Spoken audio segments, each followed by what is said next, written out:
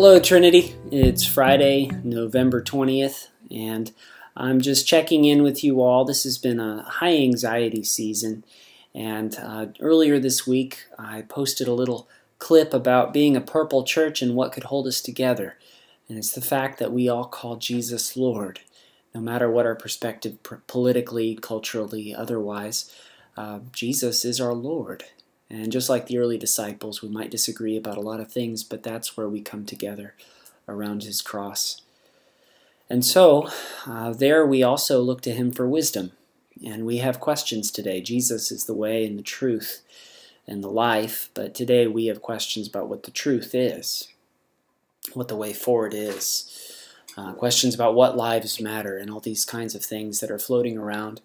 And depending upon where you get your sources of truth, you may have a very different image of what's going on in the world. Just this week, we've had some very conflicting reports going on in our news that folks look to in their papers and on TV and on their apps and so forth.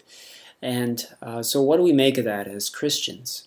I want to encourage you as a pastor to go back to the ancient wisdom of the Scriptures. And there's one little wonderful nugget of wisdom found in Proverbs 18, verse 17 that I found very helpful, frankly, all this year, especially in light of just the sort of schizophrenic news media that has been surrounding us.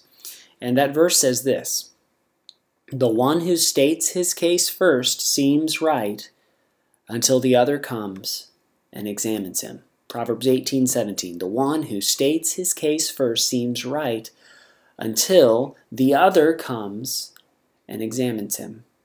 And so we note a number of things here. First of all, we note that there are different sorts of claims that will sound true to us. The one who states his case first seems right. And note that the word for case there is pointing us to a context of a legal case that would be decided in ancient Israel by the elders. In our case, we decide legal cases with judges and that sort of thing. But in any case, whether it's a legal case or whether it's just a question of what is true, the one who states his case first likely seems right to us, especially if it agrees with what we would assume in our preconceived notions. However, this wisdom leads us to wait, to acknowledge that we are prone to believe the first case seems right, and then to wait until, that key word, until the other comes and examines him. So until means we have to be comfortable with waiting to find out if something that we hear is really true. If we're not first-hand witnesses, if we don't have first-hand evidence, if we're not ourselves experts in the field concerning when some truth claim is made, then we have to wait until that news is examined carefully, until those claims are examined. And so that means patience. That means we don't jump to conclusions. That means that we don't have to live in the anxiety of the news cycle and every new headline. We just wait. We wait until it's all been thoroughly vetted. You know, probably most of us would do okay if we didn't see the news for about a month. And then we'd probably have a good sense of what happened this month. And then next month we'd have to wait another month for most of that, if not a year. But I digress. So we wait until it's been thoroughly examined. And then you notice it said until the other comes and examines him. So what about that other person? That other person may have a different perspective. They may just be somebody like an attorney who's committed to uncovering truth. They may be like the elders in this ancient Israelite context. They're just trying to uncover the truth of the matter. And after the first person makes their claim, when the others come and examine him, they may find that it's true. They might find that it's part of the truth. They might find that it's not true. But you have to wait for that. Do we value truth, is my question, Trinity, to the point that we would value someone else, questioning our perspective, questioning what we think is right? Are we okay with being fact-checked? This proverb says that's a good thing, to wait until someone else examines you. Thirdly, this encourages us to value examination until the other comes and examines him.